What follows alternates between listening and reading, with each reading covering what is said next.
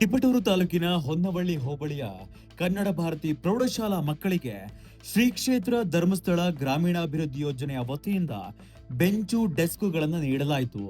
ಪರಮಪೂಜ್ಯ doctor D Veerendra Hegde ಅವರು ಸಮುದಾಯ ಅಭಿವೃದ್ಧಿ ಕಾರ್ಯಕ್ರಮದ ಅಡಿಯಲ್ಲಿ ಬೆಂಚು ಡೆಸ್ಕ್ಗಳನ್ನು ಮಂಜೂರು ಮಾಡಿದ್ರು. ಕೇಂದ್ರ ಸಚಿವರಾದ ಸನ್ಮಾನ್ಯ ವಿ ಸೋಮಣ್ಣ ಹಾಗೂ ತಾಲೂಕು ಉಪ ವಿಭಾಗಾಧಿಕಾರಿಗಳಾದ ಸಪ್ತಶ್ರೀರವರ ನೇತೃತ್ವದಲ್ಲಿ ವಿತರಿಸಲಾಯಿತು.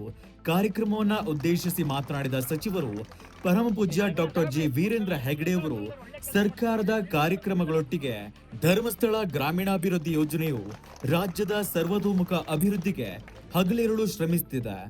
ಸಮಾಜಮುಖಿ ಕಾರ್ಯಕ್ರಮಗಳಲ್ಲಿ ಗ್ರಾಮೀಣಾಭಿವೃದ್ಧಿ ಯೋಜನೆಯ ಪಾಲು ಇದ್ದೇ ಇರುತ್ತದೆ ಅಂತ ಹೇಳಿ ಸಂತಸ ವ್ಯಕ್ತಪಡಿಸಿದ್ರು. ಕ್ಷೇತ್ರದ ಸಮುದಾಯ ಅಭಿವೃದ್ಧಿ ಸೇವೆಗಳ ಭಾಗವಾಗಿ ತುಮಕೂರು ಜಿಲ್ಲೆಯ ಒಟ್ಟು 205 ಶಾಲೆಗಳಿಗೆ 1,540 ಜೊತೆ ಬೆಂಚ್ ಡೆಸ್ಕ್ ವಿತರಣೆಗೆ 1,39,00,000 ರೂಪಾಯಿ ಮೊತ್ತವನ್ನ ವಿನಿಯೋಗಿಸಿರುವುದು ಶ್ಲಾಘನೀಯ ಅಂತ ಹೇಳಿದ್ರು.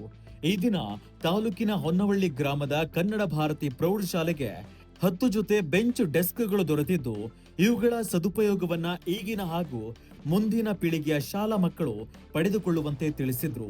ಕಾರ್ಯಕ್ರಮದಲ್ಲಿ ಜಿಲ್ಲಾ ಜನಜಾಗೃತಿ ವೇದಿಕೆ ಸದಸ್ಯರಾದ ತರಕಾರಿ ಗಂಗರಾಜ್, ಮಲ್ಲಿಗಪ್ಪಾಚಾರ್, ತಾಲೂಕು ಯೋಜನಾಧಿಕಾರಿ ಉದಯ್ ಕೆ, ಶಾಲಾ ಮುಖ್ಯೋಪಾಧ್ಯಾಯರಾದ ಆನಂದ್, ಗ್ರಾಮ ಪಂಚಾಯಿತಿ ಮಾಜಿ ಅಧ್ಯಕ್ಷರು ಶ್ರೀಕಂಠಮೂರ್ತಿ, ಹೊನ್ನಾಂಬಿಕಾ ದೇವಿ ಟ್ರಸ್ಟ್ ಅಧ್ಯಕ್ಷರು ಮಹಾಲಿಂಗಪ್ಪ, ರೈತ ಮುಖಂಡರಾದ ಮುಪ್ನೇಗೌಡ, ಶಾಲಾ ಸಹ ಶಿಕ್ಷಕರು, ಧರ್ಮಸ್ಥಳ ಗ್ರಾಮೀಣಾಭಿವೃದ್ಧಿ ಯೋಜನೆಯ ಕಾರ್ಯಕರ್ತರು, ಹೊನ್ನವಳ್ಳಿ ಗ್ರಾಮಸ್ಥರು ಹಾಗೂ ವಿದ್ಯಾರ್ಥಿಗಳು ಪಾಲ್ಗೊಂಡಿದ್ರು.